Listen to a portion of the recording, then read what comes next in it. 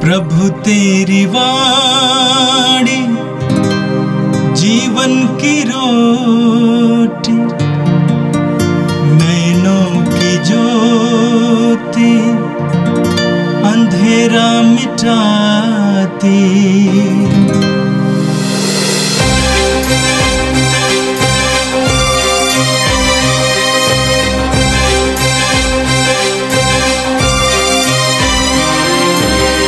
प्रभु तेरी वाणी जीवन की रोटी, नैनों की ज्योति अंधेरा मिटाती। प्रभु तेरी वाणी जीवन की रोटी, नैनों की ज्योति अंधेरा मिटाती। वाणी वाणी वाणी वाणी वाणी पवित्र है, शाश्वत है, जीवन का मन्ना है। 24 जून शुक्रवार। पहला पाठ नबी एज़ेकियल का ग्रंथ, अध्याय 34, पद संख्या 11 से 16 तक। क्योंकि प्रभु ईश्वर यह कहता है, मैं स्वयं अपनी भेड़ों की सुध लूँगा और उनकी देखभाल करूँगा। भेड़ों के भटक जाने पर जिस तरह गडेरिया उनका पता लगाने जाता है, उसी तरह मैं अपनी भेड़ें खोजने जाऊँगा। कोहरे और अंधेरे में जहाँ कहीं वे तितर बितर हो गई हैं, मैं उन्हें वहाँ से छुड़ा लाऊंगा। मैं उन्हें राष्ट्रों में से निकालकर और विदेशों से एकत्रित कर उनके अपने देश में लौटा लाऊंगा। मैं उन्हें इज़राइल के पहाड़ों पर, घाटियों में और देश भर के बसे हुए स्थानों पर चराऊंगा। मैं उन्हें अच्छे चरागाहों में ले चलूँगा। वे इज़राइल के पर्वतों पर चरेंगी। वहाँ वे अच्छे चरागाहों में विश्राम करेंगी और इज़राइल के पर्वतों की हरी भरी भूमि में चरेंगी। प्रभु कहता है, मैं स्वयं अपनी भेड़ें चराऊँगा और उन्हें विश्राम करने की जगह दिखाऊँगा। जो भेड़ें खो गई हैं, मैं उन्हें खोज निकालूँगा। जो भटक गई हैं, मैं उन्हें लौटा लाऊंगा। जो घायल हो गई हैं, उनके घावों पर पट्टी बांधूंगा। जो बीमार है, उन्हें चंगा करूंगा। जो मोटी और भली चंगी है, उनकी देखरेख करूंगा। मैं उनका सच्चा चरवाहा होऊंगा। यह प्रभु की वाणी है। संत लूकस के अनुसार पवित्र सुसमाचार अध्याय 15 वाक्य 3 से 7 तक। ईसा ने उनको ये दृष्टांत सुनाया, यदि तुम्हारे 100 भेड़ें हों और उनमें एक भी भटक जाए, तो तुम लोगों में कौन ऐसा होगा जो 99 भेड़ों को निर्जन प्रदेश में छोड़ कर ना जाए और उस भटकी हुई को तब तक ना खोजता रहे जब तक वह उसे नहीं पाए। पाने पर वो आनंदित होकर उसे अपने कंधों पर रख लेता है और घर आकर अपने मित्रों और पड़ोसियों को बुलाता है और उनसे कहता है, मेरे साथ आनंद मनाओ, क्योंकि मैंने अपनी भटकी हुई भेड़ को पा लिया है। मैं तुमसे कहता हूँ, इसी प्रकार 99 धर्मियों की अपेक्षा जिन्हें पश्चाताप की आवश्यकता नहीं है, एक पश्चातापी पापी के लिए स्वर्ग में अधिक आनंद मनाया जाएगा। ये प्रभु का दिव्य सुसमाचार है। ख्रिस्त प्रभु की जय। मेरे प्रिय भाई और बहनों, आज हम एक महान पर्व मनाते हैं और वो पर्व है प्रभु यीशु के पवित्रतम हृदय का पर्व। प्रभु यीशु के पवित्र हृदय का पर्व, ये प्रभु की पवित्रता का पर्व है, प्रभु के प्रेम का पर्व है, प्रभु की करुणा का पर्व है। हम यूहन्ना के सुसमाचार के अध्याय 19 वाक्य 34 में पढ़ते हैं, जब प्रभु यीशु क्रूस पर लटके हुए थे और मर चुके थे, एक सैनिक ने आकर यीशु के हृदय को एक भाले से बेध दिया और उनके हृदय से रक्त और जल बह निकला। यीशु का हृदय खुल गया। एक सुंदर प्रतीक है। यीशु का खुला हुआ हृदय सारी मानव जाति के प्रति ईश्वर के प्रेम का एक सुंदर प्रतीक है। यीशु का हृदय सबके लिए खुला हुआ था, विशेष करके दुखियों, पीड़ितों, पापियों, दरिद्रों और समाज के तिरस्कृत लोगों के लिए यीशु का हृदय खुला हुआ था। हम सुसमाचारों में बहुत सुंदर उदाहरण पाते हैं। लूकस के सुसमाचार के अध्याय 19 में जक्केउस के बारे में पढ़ते हैं, जिनके घर की ओर यीशु जा रहे थे भीड़ को छोड़कर। भीड़ ने कहा कि यह पापी के यहाँ ठहरने जा रहा है, तो प्रभु यीशु ने मुड़कर उनसे कहा, ये पापी नहीं है, ये इब्राहिम का बेटा है। सुसमाचारों में हमें ऐसे सुंदर सुंदर उदाहरण मिलते हैं। यूहन्ना के सुसमाचार के अध्याय 7 में हम पढ़ते हैं, जब प्रभु यीशु सिमेयोन के घर पे भोजन पर बैठे हुए थे, एक पापनी नारी वहाँ पे आती है, यीशु के चरणों को धोती है, अपने आंसुओं से और अपने केशों से पोंछती है। प्रभु यीशु ने उसके विश्वास और उसके पश्चाताप को देखा और प्रभु ने कहा, तुम्हारे विश्वास ने तुम्हारा उद्धार किया है, शांति प्राप्त कर जाओ। यूहन्ना के सुसमाचार के अध्याय 8 में हम पढ़ते हैं कि कुछ शास्त्री यीशु के सामने एक नारी को लाते हैं जो व्यभिचार में पकड़ी गई थी, और उन्होंने कहा कि मूसा नबी के नियम के अनुसार इसको पत्थरों से मार डाला जाना चाहिए। लेकिन प्रभु यीशु ने उस नारी को मौत के मुंह से बचाया। अंत में नारी से कहा कि फिर से पाप नहीं करना, जाओ। प्रभु के हृदय से करुणा बह रही थी। प्रभु यीशु के हृदय से करुणा बह रही थी सभी के प्रति। मत्ती के सुसमाचार के अध्याय 8 में हम पढ़ते हैं, एक कोढ़ी जो समाज से तिरस्कृत था यीशु के सामने आता है, दंडवत करता है और कहता है कि आप चाहें तो मुझे शुद्ध कर सकते हैं। प्रभु ने कहा, मैं चाहता हूं कि तुम शुद्ध हो जाओ। उसी वक्त वो शुद्ध हो जाता है। यीशु का हृदय सब के लिए खुला हुआ था। मत्ती के सुसमाचार के अध्याय 19 वाक्य 13 में हम पढ़ते हैं कि प्रभु यीशु के पास कुछ माताएं अपने बच्चों को लेके आए और शिष्यों ने उनको रोका, लेकिन प्रभु ने उनको मना किया और कहा कि बच्चों को मेरे पास आने दो, क्योंकि ईश्वर का राज्य उन जैसों का है। प्रभु यीशु का हृदय सब के लिए खुला हुआ था। प्रभु यीशु का हृदय सब के लिए खुला हुआ था, और यीशु के द्वारा हमें ईश्वर का हृदय देखने को मिलता है। यीशु के शब्दों के द्वारा, यीशु के जीवन के द्वारा, यीशु के सेवा कार्यों के द्वारा, यीशु के बलिदान के द्वारा ईश्वर के उस महान प्रेममय प्रेम को देखने को मिलता है। पुराने विधान में हम पढ़ेंगे कि ईश्वर ने अपने नबियों के द्वारा अपने प्रेम के बारे में वर्णन दिया। यिर्मयाह नबी अध्याय 1 वाक्य 5 में प्रभु कहते हैं, तुम्हारी माँ के गर्भ में तुम्हें रचने से पहले ही मैंने तुमको जान लिया। माता के गर्भ में ही मैंने तुमको शुद्ध किया, पवित्र किया, और मैंने तुमको राष्ट्रों का नबी नियुक्त किया। यिर्मयाह नबी अध्याय 31 उसके वाक्य 3 में प्रभु कहते हैं, मैं तुमको अनंत काल से प्रेम करता आ रहा हूं और मेरी कृपा दृष्टि तुम पर बनी रही। यशायाह नबी अध्याय 54 उसके वाक्य 10 में प्रभु कहते हैं, चाहे पहाड़ टल जाएं, पहाड़ियां डावाडोल हो जाएं, किंतु तेरे प्रति मेरा प्रेम नहीं टलेगा। यशायाह नबी अध्याय 66 उसके वाक्य 13 में प्रभु कहते हैं, जिस तरह एक माँ अपने पुत्र को दिलासा देती है, उसी तरह मैं तुम्हें दिलासा दूंगा। पुराने विधान में शब्दों के द्वारा ईश्वर का प्रेम प्रकट हुआ, कार्यों के द्वारा प्रकट हुआ, लेकिन नए विधान में यीशु के द्वारा ईश्वर का प्रेम हमारे सामने प्रकट हो गया है। यीशु के द्वारा ईश्वर का प्रेम हमारे सामने प्रकट हुआ है।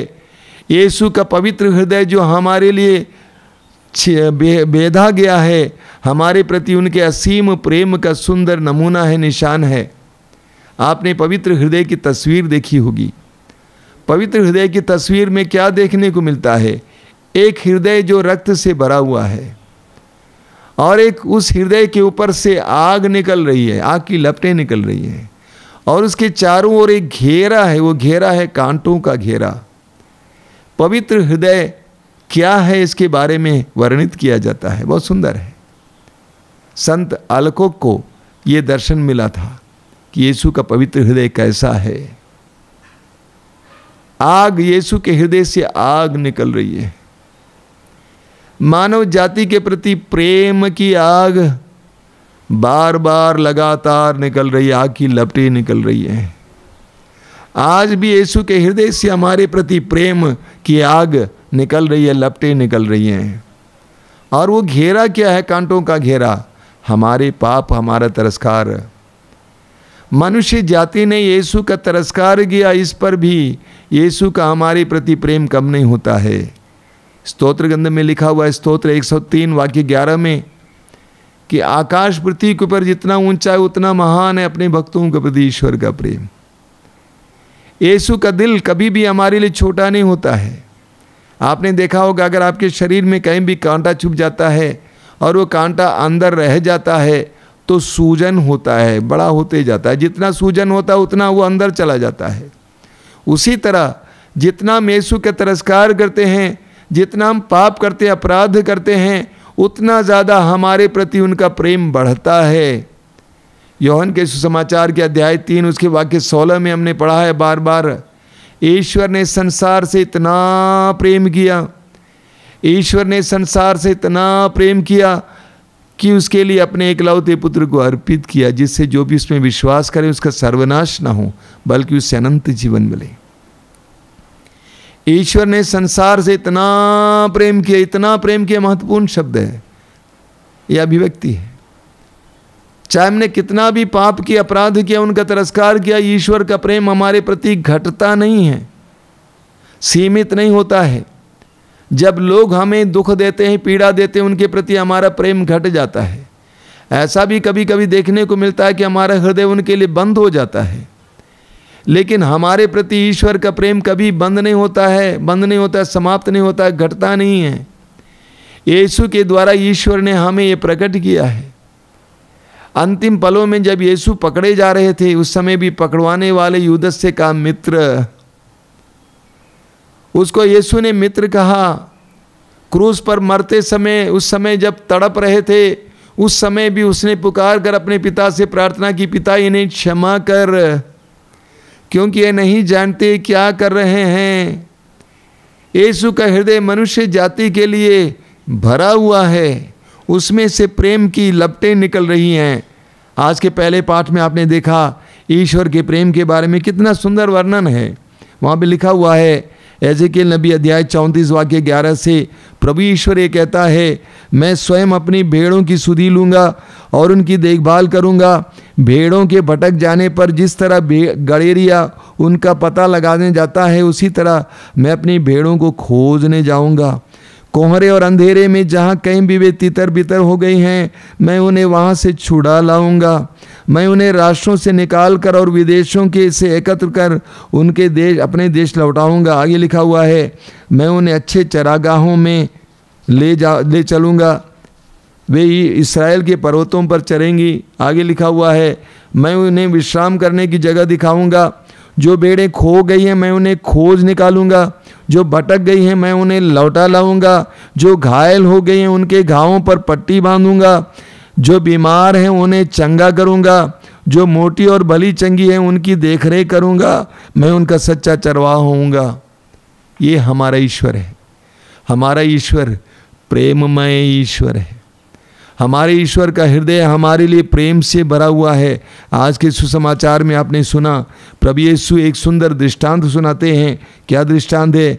प्रभु कहते हैं कि ईसा ने उनको यह दृष्टांत सुनाया, यदि तुम्हारे 100 भेड़ें हों और उनमें एक भी भटक जाए तो तुम लोगों में कौन ऐसा होगा जो 99 भेड़ों को निर्जन प्रदेश में छोड़ कर ना जाए और उस भटकी हुई भेड़ को तब तक ना खोजता रहे जब तक वह उसे नहीं पाए। पाने पर वो आनंदित होकर उसे अपने कंधों पर रख लेता है और घर आकर अपने मित्रों और पड़ोसियों को बुलाता है और उनसे कहता है, मेरे साथ आनंद मनाओ क्योंकि मैंने अपनी भटकी हुई भेड़ को पा लिया है। कितनी सुंदर अभिव्यक्ति है। ये प्रभु का हृदय है। उस भटकी हुई भेड़ को खोजता है तब तक जब तक कि ना पाया जाए, और उसको पाने के बाद उसको मारता नहीं है बल्कि अपने कंधे पे बैठाता है और आनंद मनाता है। आगे प्रभु कहते हैं, मैं तुमसे कहता हूँ इसी प्रकार 99 धर्मियों की अपेक्षा जिन्हें पश्चाताप की आवश्यकता नहीं है, एक पश्चातापी पापी के लिए स्वर्ग में अधिक आनंद मनाया जाएगा। प्रभु यीशु का हृदय सभी के लिए खुला है। सबके लिए प्रेम से भरा हुआ है, विशेष करके दुखियों, पीड़ितों, पापियों, उपेक्षितों, तिरस्कृतों, रोगियों के लिए उनका हृदय भरा हुआ है प्रेम से। प्रभु यीशु के पवित्र हृदय के इस महान पर्व के समय प्रभु के पवित्र हृदय के द्वारा या खुले हुए हृदय के द्वारा ईश्वर हमें आमंत्रित कर रहा है, हर मनुष्य को आमंत्रित कर रहा, आह्वान कर रहा है। हे थके मांदे बोझ से दबे लोगों, तुम सब के सब मेरे पास आओ, मैं तुम्हें विश्राम दूंगा। यीशु के द्वारा ईश्वर अपनी ओर लोगों को आकर्षित कर रहा है, सबको आह्वान करता है, आओ मेरे जीवन में प्रवेश करो, मेरे साथ जुड़ जाओ, मेरे प्रेम में सहभागी हो जाओ। मैं तुम्हें शांति दूंगा, मैं तुम्हें विश्राम दूंगा, मैं तुम्हारे हृदय की बेचैनी को दूर करूंगा, मैं तुम्हें गले लगाऊंगा, मैं तुम्हारे पाप के उस कलंक को मिटाऊंगा। प्रभु यीशु के पवित्र हृदय के द्वारा ईश्वर हमें आह्वान कर रहा है, बुला रहा है, ईश्वरीय जीवन में सहभागी हो जाओ, ईश्वरीय जीवन में सहभागी हो जाओ। इसमें तुम्हारा कल्याण है, इसमें तुम्हारी शांति है, इसमें तुम्हारा विश्राम है। मेरे प्रिय भाई और बहनों, आज का पर्व कितना महान है, इसके द्वारा ईश्वर हमें आह्वान करता है। आज हम प्रभु को धन्यवाद देंगे इस सुंदर त्यौहार के लिए। कलीसिया ने इस त्यौहार को मनाने के लिए किन जो निर्णय लिए इसके लिए धन्यवाद देंगे और प्रार्थना करेंगे, प्रभु हमारे हृदयों को खोल दीजिए, हमारे हृदयों को बड़ा कीजिए। तेरा हृदय कितना बड़ा था, हमारे हृदयों को भी विशाल बनाइए, सबके प्रति विशाल बनाइए, सबको प्रेम करने की शक्ति दीजिए, सबके लिए खुला रखने की शक्ति दीजिए। प्रार्थना कीजिए। दयालु प्रभु धन्यवाद देते हैं आज के सुंदर पर्व के लिए। और आज विशेष रूप से मैं प्रार्थना करता हूँ, हम सबको एक बड़ा हृदय दीजिए, क्षमा करने वाला हृदय, स्वीकार करने वाला हृदय, पापियों के प्रति प्रेम रखने वाला हृदय, तिरस्कृतों के प्रति प्रेम रखने वाला हृदय, दरिद्रों गरीबों के प्रति प्रेम रखने वाला हृदय, हर किसी को अपने हृदय से लगाने वाला हृदय, ऐसा हृदय हमें प्रदान कीजिए। हे प्रभु यीशु, इन वचनों को सुनने वाले मेरे भाई बहनों को आशीर्वाद देना। आज का संपूर्ण दिन उनके लिए प्रेम के अनुभव का दिन हो, जहाँ कहीं भी जाएं वे प्रेम दें और प्रेम लें। हमारी इस प्रार्थना को ग्रहण कर, आमीन। प्रभु तेरी वाणी जीवन की रोटी, नैनों की ज्योति अंधेरा मिटाती। वाणी वाणी वाणी वाणी वाणी पवित्र है, शाश्वत है जीवन का मन।